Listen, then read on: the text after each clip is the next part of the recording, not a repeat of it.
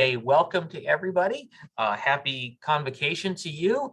And I know that people are pretty excited about looking forward to Thanksgiving break. So just a shameless plug, we have class till next Tuesday, and then on Wednesday begins our break. So hang in there. We're almost there. We are a week away. And actually, last week we had an exciting convocation with Dr. Ryan Burge, who helped us understand the rise of the nuns, not N-U-N-S, but like nuns and no spiritual identity, or no religious identity at least. He helped us share that and learn about that last week. And then next week, Father Rob Adams will be with us, and he's going to help us understand maybe why should people think about the Virgin Mary, especially for Protestants who maybe aren't swimming in the Catholic world. He's going to have some interesting ideas about that. So, but today, I guess we're having a theme of Catholics here in the next couple of weeks. Father Bob is with us today, and he is a native of Detroit, Michigan. So as an Ohio State person, I'm not going to hold that against him, but he joined the Augustinian Order with the intention of living in a religious community and having the opportunity to work in overseas missions. He completed his Masters of Divinity with a Mission Specialization, and worked for 15 years in Peru, where he was doing many interesting and fantastic things. He came back to the United States and worked in, was it San Antonio? Is that where you were at? El Paso. El Paso, thank you. And then went on and worked and got his Ph.D., where he, as we were talking just before we got started, on spirituality.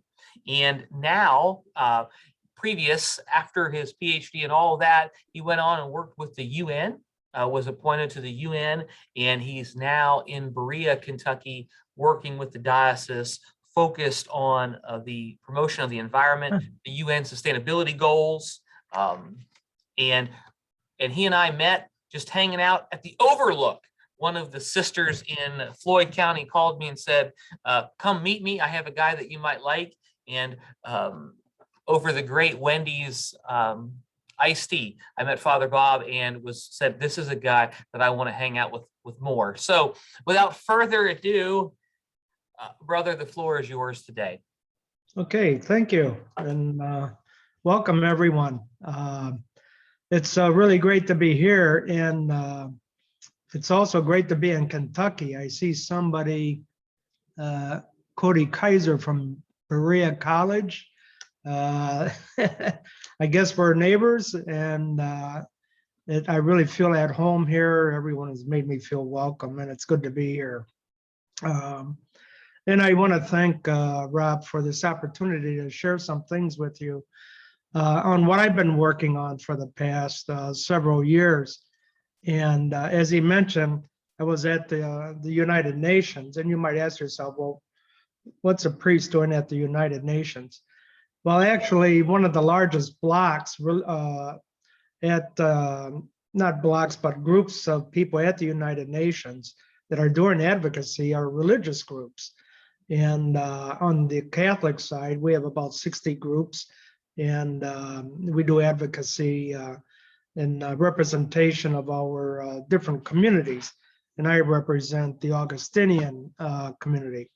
If there are any Lutherans in the audience, Luther was an Augustinian, and to this day, we Augustinians call him Brother Marty. We still feel that we share in the same spirit.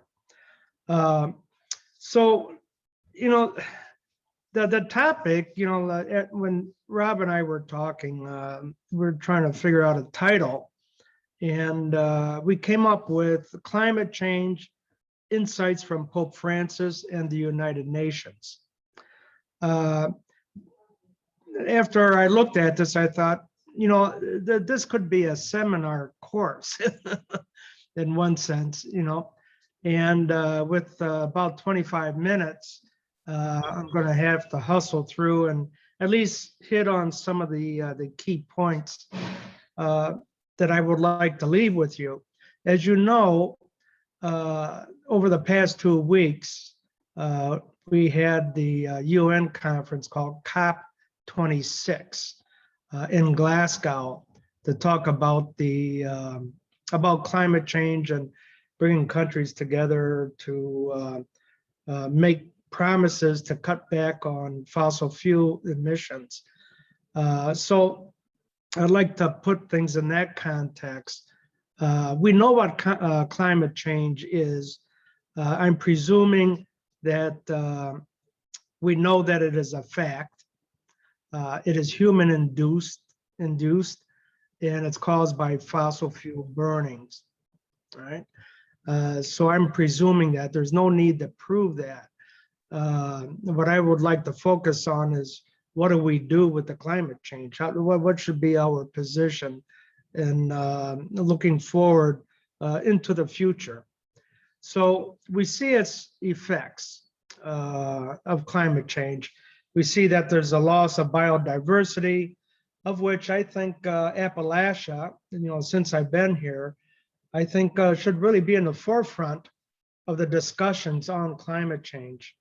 Talking to different people, university people, I've learned that the biodiversity here in Appalachia is one of the most diverse and complex on the planet.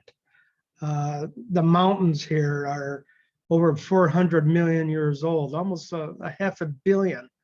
And so that sets a stage, a context for us to do some serious reflection.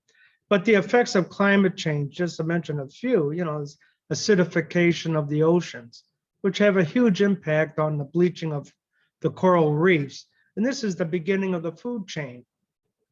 We talk about the supply chain being broken because of the pandemic, right? We feel its effects and shortcomings.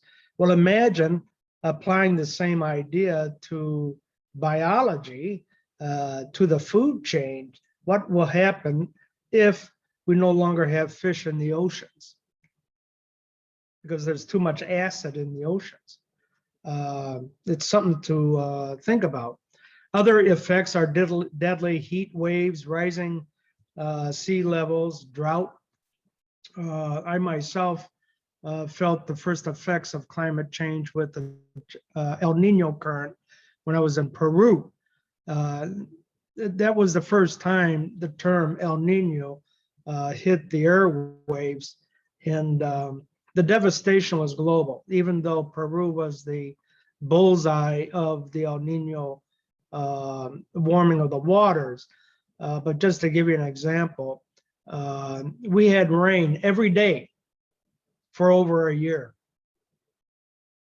Now you're living in the mountains, in the Andes. Well, when it rains every day, you know what happens? Mountains begin to melt. Landslides all over the place.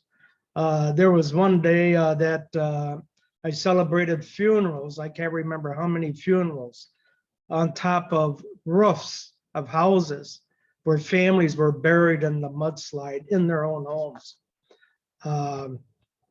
So this is a serious topic, and I think we all know that it is serious. The question is, how do we navigate these challenges? And that's what I'd like to present to you. What I've found helpful. You might find other ideas helpful and can add to the list. That's why I put the subtitle Insights, and insights from Pope Francis and from the United Nations. That does not mean there are other insights around. Certainly there are. Let me just identify the bullet points of the insights that I find important for this navigation through climate change. Number one, everything is interconnected. That's Pope Francis' primary message. Everything is interconnected. Every person, creature, created object has value and must be respected. Think globally and act locally. Think long-term rather than short-term. Keep the planet temperature from increasing more than 1.5 degrees centigrade. Change in order to keep that temperature below. Change must include governments, businesses, and financial institutions, technology, and public involvement. It basically involves intelligence and political will. Humans have a collective consciousness that goes beyond public opinion. It is an energy source that separates that helps us separate reality from illusion. Humans have the capacity to form friendships that go beyond the friendships of alliances and factions. It unites people of different beliefs, a friendship from ground source of our common humanity, one that is kinship and kind. Next bullet point is the global crisis is calling forth a new religion, using words to reveal the silence, uniting us and healing division. Those are some of the insights that I take with me as important things to keep in mind when talking about climate change and what are we supposed to do. You know, we say, you know, let's try to keep the temperature below 1.5 degrees of increase centigrade. And people say, well, that isn't too much if the planet heats up 1.5, even 2 or 3 degrees. And the example that I use is the temperature of the human body.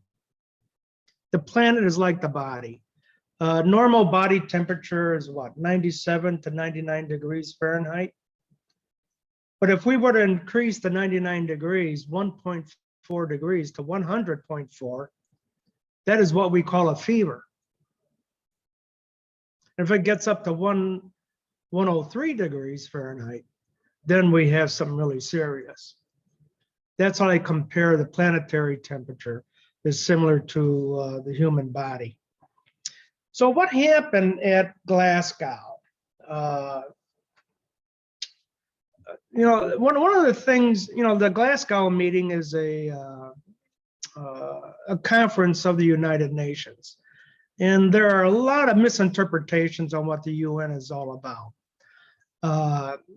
The simplest way that I could put it, and again, it has defects like any other institution, not discounting that. But the UN, in simple terminology, is nothing more than a series of rooms, conference rooms, that are designed to have dialogue, where people, groups, nations are in conflict with one another, come together to try to talk out their issues rather or before they decide to go to war. The purpose of the UN, as identified in the preamble of the Charter of the United Nations, is to prevent the scourge of war. In other words, World War III. And if we don't do anything about climate change right now, the discussions have been projecting that if there is going to be a World War III, it will be over fresh water. Something to keep in mind. It'll be over natural resources. So for the past 3 decades, the UN has convoked what's called the Conference of the Parties. That's where the word COP comes from. It's where the nations come together voluntarily to work out agreements on what are they going to do about climate change. And so COP26 was very important and a crucial moment of this whole discussion. As you know, the conference is over with. It's interesting to go over who participated. There were more than 130 heads of state and government, thousands of diplomats, okay, who were there. It was one of the largest conferences ever. More than 40,000 people registered, including 22,000 party delegates, 14,000 observers, almost 4,000 media representatives, and more than 100,000 who marched in the streets. The largest of all the groups, at least at the government and business levels, were representatives from coal and gas companies. They were the largest bloc. And so they were gathered to set up the new targets. And so what came out of this whole thing? And if one reads the media on the COP26 and its outcomes, that basically comes down to what I identified as two things. One thing that they wanted to bring out was an agreement to phase out completely coal burning by the year 2030. With the intervention of, and since everything works on consensus, with the intervention of China and India, the language was changed from phasing out to phasing down coal. And as you know, India relies on Australia for the imports of coal. And so that is what was agreed upon at this particular moment. So what does that mean? Well, that means it is a death knell for small island states. They are the first line of defense, as it were, against climate change or to receive the impact of climate change. They're disappearing. The Seychelles, the Maldives, Tuvalu are islands that are being heavily affected at this moment. So what does that tell us about the respect for the human person? Does that mean that the wealthy nations and the big companies, oil companies, will say, too bad? You're poor, too bad? Your nation no longer exists, too bad. What does that mean about nationality? You no longer have a nationality. At the present moment, Fiji and other Pacific, the larger Pacific islands have already come out and said, we're not taking refugees from these islands. Where do you go?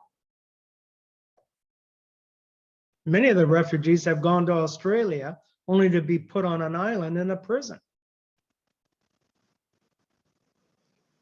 So the effects of climate change is going to create a huge disruption in human relationships.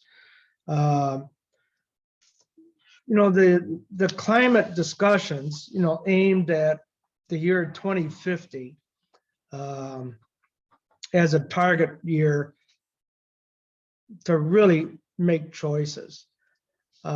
Beginning with this conference, they are all aware that they have to move that date up from 2050 to 2029. This decade will be extremely crucial for the cutting back to net zero emissions. Net zero means we are no longer pumping greenhouse gases into the atmosphere. And so that is, pretty much in a summary what the COP26 resulted in today. And like I said, the huge thing was phasing out coal, cutting back emission reductions, curtailing deforestation, commitment to use electric vehicles, investments in renewable energy, protection of indigenous communities and those communities that will be impacted by climate change, an increase in finance to help reach the global net zero. And we need to work together. If there's one thing that the pandemic has taught us is that global problems require global solutions. Right? And how do we work together to resolve this problem of climate change? It's a global issue. Or are we going to maintain the nation mentality that it's my nation that comes first vis-a-vis all the other nations? We have to protect our interests vis-a-vis the interests of everyone else. And this is where I mentioned as one of the bullet points. We are at a choice point of developing a collective consciousness that we all share in a common humanity. That when we cut ourselves with a knife, we bleed. We all bleed. But at the same time, with this common humanity, there's a potential for friendship and kinship. I heard one person in the media say that we have to get over the fact that we could think of the world as a family. He says that is an illusion. He says we have enemies. It is we versus them. That is the reality that we are in at the moment. The question is that what we subscribe to? So we have a choice. We need to reflect on who are we as a planet, as a people, as a human community, and ask ourselves, basically, is it we versus them? Or is it about a we? As one of the African sayings, I am because we are, and we are because I am.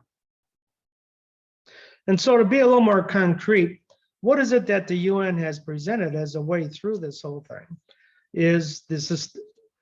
There are many different programs out there, obviously, but for the sake of our discussion, I would just like to highlight two things. One is the Sustainable Development Goals, 17 goals, which I think are just, it gives us a framework in which, how do we position ourselves? And so as I'm going to show you a video, it's about 1 minute, 30 seconds long. And we're going to look at the 17 goals. And as you're looking at the goals, ask yourself, well, which one strikes me as interesting? Okay, that touches me. And so let me do that, share screen.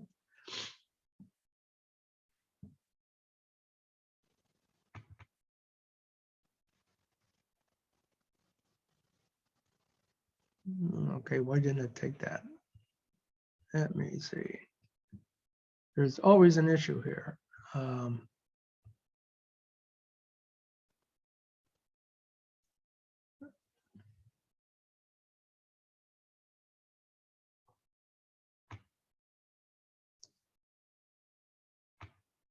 Okay, what happened here? Do you see the screen? Okay, do you see the screen here? Yes? Yes, we can see it. If you just want to make it large and hit play, I think we'll see it. Okay.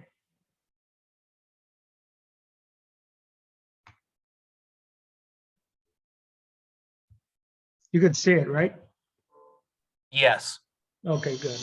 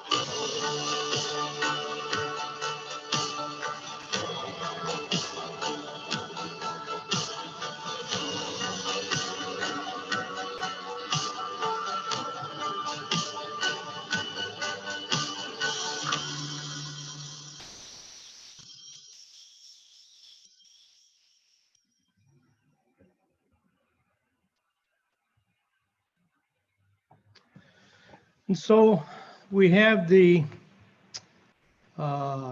Sustainable Development Goals as a framework in which we could mobilize the public. You might remember the Millennium Goals. There were 7 or 8 of Millennium Goals in the year 2000, and those goals were geared mainly to governments. The Sustainable Development Goals, which came out in 2015, is for governments, business, industry and technology, as well as for the average citizen. And underneath each of the goals, there are targets. And it's, for me, I have given retreats and conferences based on the development goals. And I would ask people, take a pick. Which one strikes you? If you're into ending poverty, look at the targets under SDG number 1 on how to end poverty. If you're an engineer and you want to do sustainable architecture, look at number 9. If you're an economist, look at SDG number 8. If you live in a forest and interested about the mountains, like Appalachia, SDG number 15, look at those targets there. If you live on the coast, you might be interested in SDG 14. Well, if you're interested in the whole climate situation, the global situation, SDG number 13 might be useful to you. And look at the targets, and groups can work towards these targets and know that they are part of an international movement. It's not something that one is doing by oneself, but rather one is part of initiating processes. And that's what's important, is to initiate processes of getting things moving and doing it together. 2 goals that are important are number 16 and 17.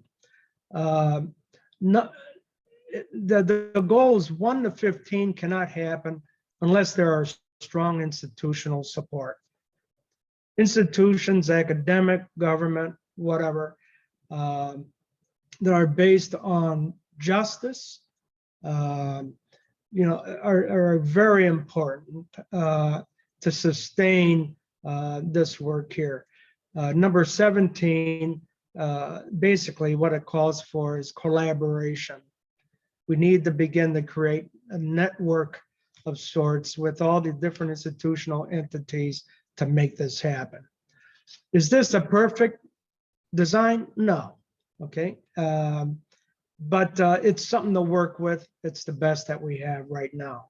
And so much of my work is trying to promote and introduce people to the Sustainable Development Goals.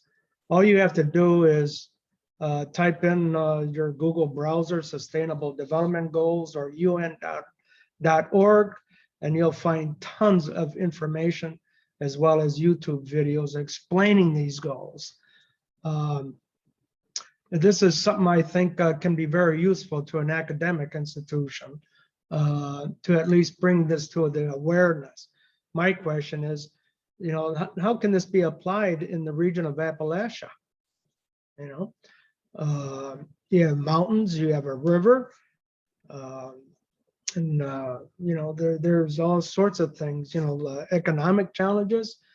infrastructure. Much can be discussed around these targets. That's something that I try to bring to other people. The other thing is, and I'm running through this quickly because I'm looking at the time, is Pope Francis. I was at a business meeting or meeting of religious leaders and corporate heads at the United Nations one year. And it was back in about 2016, 2017. And someone asked the question, well, who is the moral voice at the United Nations? And one of the business people, Jeffrey Sachs, well, he's really an economist, said that it's obvious that it's Pope Francis. Yeah, he carries a lot of weight, and it's the concern for the planet that is the weight. And what's, some people might wonder, well, why is the Catholic Church at the UN?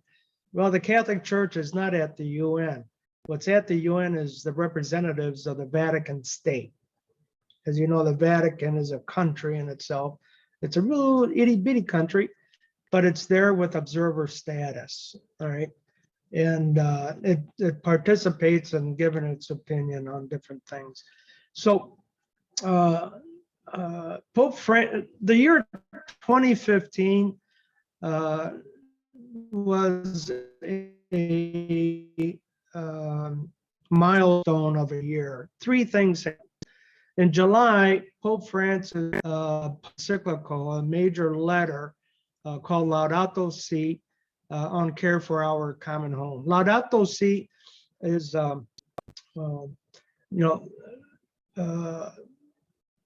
Latin for, the saying of Saint Francis of Assisi, when he says, praise to you, O Lord, for all of creation. It's in one of his prayers. And so Pope Francis took the first two words, Laudato Si, we praise you, is what it is, in our responsibility to care for the planet as our common home. All right. And it's a major document. I've read reports on it that it's comprehensive. It can be used in a theology class, philosophy, economics, science class, chemistry, biology. It has a wide scope of interest that can touch many different departments. It is probably one of the most important documents that have been written. And through Laudato Si, there are goals established as well. And I'll just run through it real quickly. Our response to the cry of the earth, what is the planet crying out for? When we talk about the planet, we cannot ignore the most vulnerable, the poor. How is our decisions impacting the poor? There's the goal on ecological economics. We're in this situation because our model, economic model, is a bit askewed, and something must be done about it. Another goal is an adoption of simple lifestyles. We know what that is. Ecological education, educate people towards the ecology and sustainability. Develop an ecological spirituality. Maybe we need to include more the prayer with the water, the air, and fire, and the earth. And then community engagement and participatory action, coming together to make these a reality. So real quickly, in July of 2015, Laudato Si was promulgated, it was printed and sent out to the world.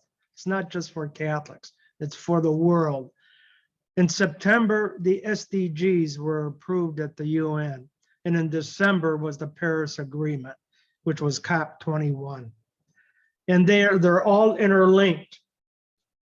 Laudato Si was an impetus to get the countries to move on the SDGs and on the Paris climate. So that's why I'm presenting Pope Francis in this context, is because it's one continuous movement that took place. I want to conclude with two ideas. Just one is, what's required, I think, of the world right now is intellect and willpower, political will. It's like having two hands on the steering wheel of a car driving through a torrential rainstorm. We need to know what's going on. We need the political will to do something. And with that, I want to conclude from one of my favorite quotes of John F. Kennedy. He says, "So let us not be blind to our differences, but let us also direct attention to our common interests and to the means by which those differences can be resolved. And if we cannot end now our differences, at least we can help make the world safe for diversity. For in the final analysis, our most basic common link is that we all inhabit this small planet. We all breathe the same air. We all cherish our children's future, and we are all mortal."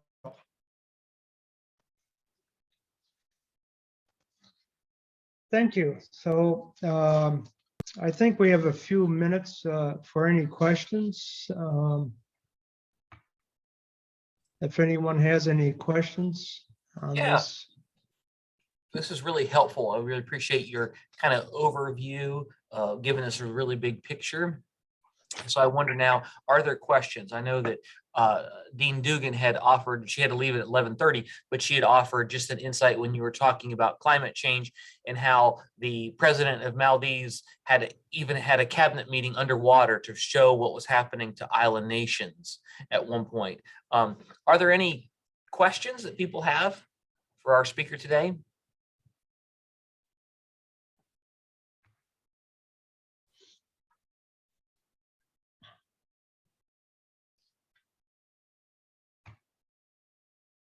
Yeah, so the question was about your own journey theologically on creation care, right? And beyond the Pope's encyclical, is there anything else that's helped you to kind of really see creation care as a center part of your faith? Well, from a theological perspective, what comes to my mind is what does it, for the Catholic faith, the Eucharist is central. And I see when we talk about the Eucharist, that is possible because the whole world is an Eucharistic body. And the web of life, of human life especially, wrapped around the planet is the body of Christ. And it's not just the host. The host is an expression of our reality. And it's about human relationships with each other and with the planet. And we're in a discussion now on how does that involve the planet from an Augustinian perspective. And St. Augustine, who's the spiritual founder of our community, has something. He has a one-liner that I use a lot. And if anyone is familiar with the Catholic Mass, there's a point in which the bread and the cup of wine are held up, and he says, Augustine says to the people, "Receive what you are, be what you receive." In other words, receive the body of Christ and now be the body of Christ. Now, these are words that go back to the year 400. Yeah? And so for me, from, the question is from a theological position, what has helped me see is it's about being the body of Christ. And in the 25th chapter of St. Matthew's Gospel, we all know that final judgment scene. What you don't do to the least of my brothers and sisters, you do to me. That is where Jesus is identified with the plight of humans and their suffering. The same thing with Saul taking the Christians to Damascus. And Saul says, well, who are you? And the response is, I am Jesus whom you are persecuting. Once again, the body of Christ is identified with the human race and all those who are suffering. And we have a theological term for that from Augustine. It's called the totus Christus, which means it's the whole Christ. So that's my theological approach to this in terms of the climate. But it involves the human as well as the planet as the body of Christ. And then when you talked about climate change, that can be so overwhelming for people, right? And people can feel very pessimistic, right? Can we really change things? So Dr. French, who's one of our biology professors, teaches a course on religion and science with one of our religion professors, and she was wanting to know, how do you help people feel inspired and feel like they can make a change?